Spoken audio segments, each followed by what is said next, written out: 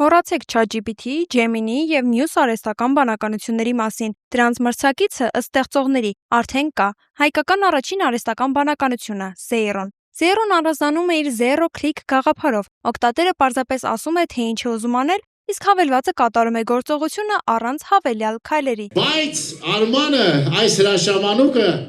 ստեղծել է առաջին հայկական արհեստական բանականությունը։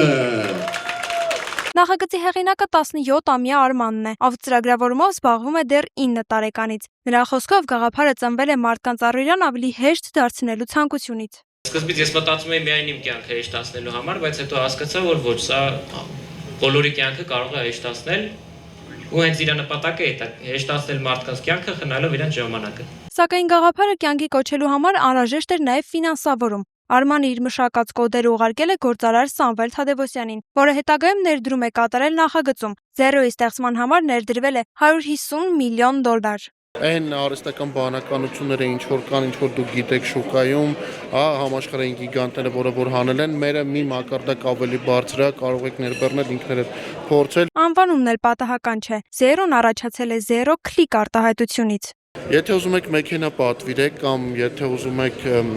ուտելիք պատվիրել, ձեր համար դա մի 10-ից 12 քլիկ է, ինչը որ մենք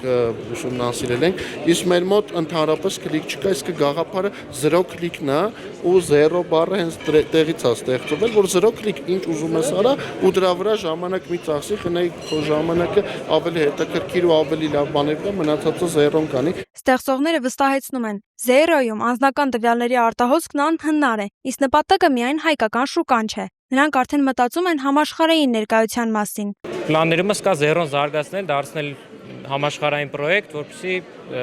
ոչ միայն Հայաստանում լինի, այլ նաև ամբողջ աշխարհում։ Համացանցում լայն տարածում գտած Zebra-ի պատմությունը եւս նախագծի մարքեթինգային ներկայացման մի մասն էր։ Այն ընտրվել էր որպես յուրահատուկ եւ հիշվող սիմվոլ։ Պետք չի շատ փող ու մարքեթինգը փողի մասին չի։ Պետք է ընդամենը լավ կրեատիվ ու մի հատ էշ։ Այսօր Zero-ն արդեն հասանելի է App Store եւ Play Market հարթակներում։ Հայկական առաջին արհեստական բանականությունն արդեն հասանելի է բոլորին, մեկ նպատակով՝ խնայել մարդկանց ժամանակը եւ առօրյան դարձնել ավելի պարզ։ Ներբեռնեք, փորձեք, սովորեք եւ սովորեցրեք հայկական Zero-ի հետ։